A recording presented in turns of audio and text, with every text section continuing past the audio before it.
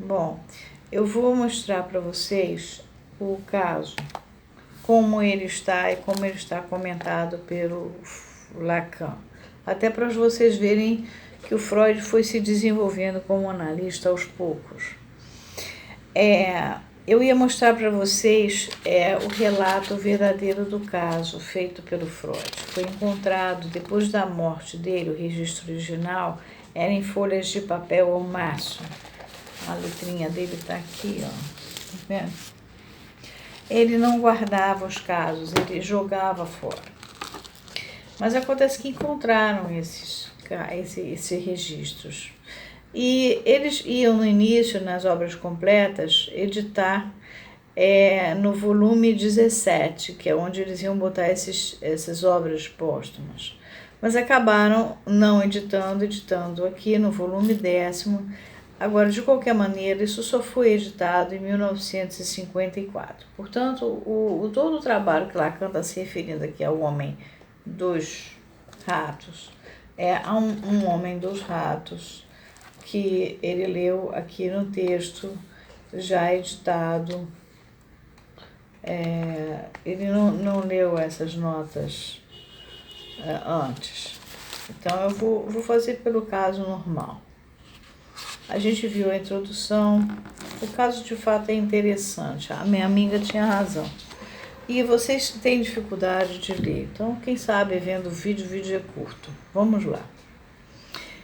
Então, extratos do caso clínico. Número 1. Um jovem senhor de formação universitária apresentou-se a mim com a asserção de que ele sempre havia sofrido de obsessões, de manias, de estranhas, de atos repetitivos, desde a infância, mas com intensidade especial nos últimos 4 anos. Os aspectos principais de seu distúrbio eram medos, ele bota medos em itálico, de que algo pudesse acontecer a 2 pessoas de quem ele gostava muito. Vocês lembram que o Lacan vai usar, foi aí que ele teve a história do ter que parar tudo, porque ele vai usar a coerção Almeida, Zwangsfürchtung. E aí, no tal parágrafo. Então, tem medos aí. Bom. Os aspectos principais de seu distúrbio eram medos de que algo pudesse acontecer a 2 pessoas de quem ele gostava muito. Seu pai e uma dama a quem admirava. Além disso, ele estava consciente de impulsos compulsivos, tais como, por exemplo, um impulso de cortar a garganta com uma lâmina. Os homens faziam a barba naquela época. Não era com essas coisinhas de plástico que a gente compra, não. Posteriormente, criou proibições, em itálico também, às vezes em conexão com coisas um tanto sem importância. Contou-me que gastou anos lutando contra essas suas ideias e, desse modo, perdera muito terreno no transcorrer de sua vida. Havia experimentado vários tratamentos, mas nenhum lhe valeu, com exceção de uma temporada de tratamento por hidroterapia num sanatório próximo. Naquela época, eles usavam nos hospícios esse tipo de tratamento, hidroterapia, para tirar o que eles consideravam o nervoso.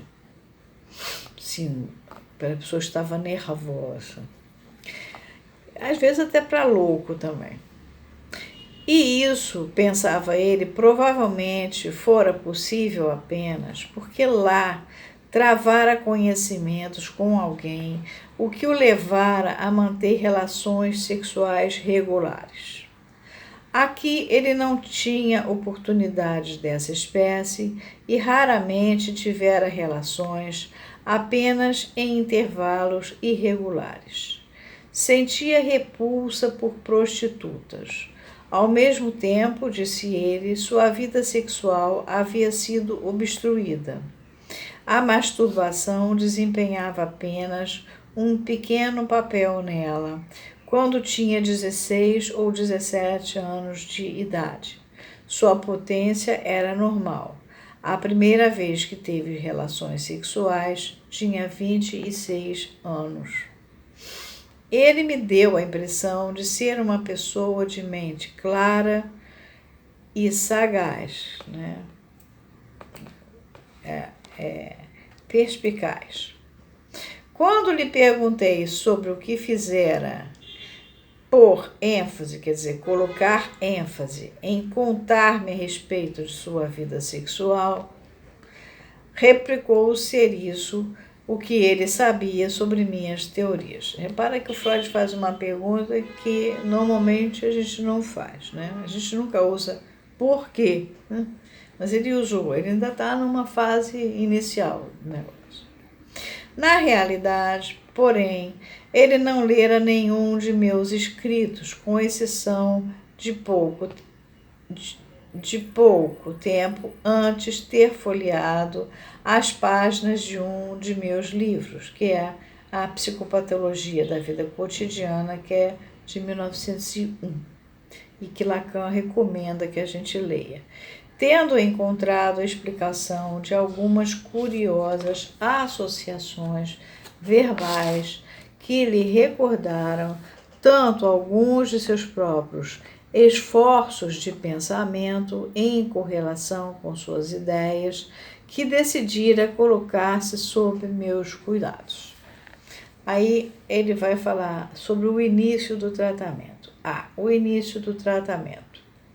No dia seguinte, eu o fiz comprometer-se a submeter-se à única e exclusiva condição do tratamento, ou seja, a regra fundamental da psicanálise, que vem a ser a associação livre.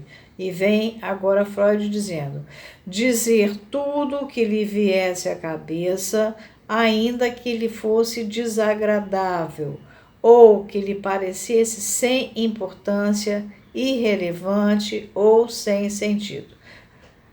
Então, lhe dei permissão para iniciar suas comunicações com qualquer assunto que contasse, e assim ele começou. Parem, a associação livre já estava sendo usada desde 1904, era já a regra fundamental da psicanálise, e ele exige isso do rapaz. Aqui, depois do que assim ele começou, vem uma nota dizendo: o que se segue está baseado em anotações feitas na noite do dia do tratamento e se fixa tão estritamente quanto possível a minha recordação das palavras do paciente. Sinto-me obrigado a apresentar um alerta contra a prática de anotar o que o paciente diz durante o tempo real do tratamento. A consequente retirada de atenção do médico prejudica mais o paciente do que um acréscimo de exatidão que se pode conseguir na reprodução do seu caso clínico. E aqui diz: esse ponto foi desenvolvido no primeiro artigo de Freud sobre recomendações técnicas. Quer dizer, não tinha ainda para o Freud a importância da atenção flutuante. Ele já reconhecia a associação livre, mas achava que tinha que ter uma atenção ali, fixa, em torno do que o camarada estava dizendo. Até que a minha amiga não estava errada de eu ler para vocês isso. Disse-me que tinha um amigo sobre o qual possuía uma opinião extraordinariamente elevada. Costumava procurá-lo sempre que estava atormentado por algum impulso criminoso e perguntar-lhe se ele o desprezava, como se despreza um criminoso. Seu amigo costumava então dar-lhe apoio moral, assegurando-lhe que ele era um homem de conduta irrepreensível e que provavelmente tinha tido o hábito, a partir de sua juventude, de encarar obscuramente sua própria vida. Numa época anterior, prosseguiu, outra pessoa havia exercido uma influência semelhante sobre ele. Era um estudante de 19 anos. Ele próprio, o Homem dos Ratos, tinha 14 ou 15 anos naquele tempo. E esse estudante passara a ter amizade por ele e levar a sua autoestima a um grau extraordinário, de tal forma que ele, para si mesmo, pareceu ser um gênio. Esse estudante, subsequentemente, tornou-se seu professor e, de repente, modificou o seu comportamento e começou a tratá-lo como se fosse um idiota.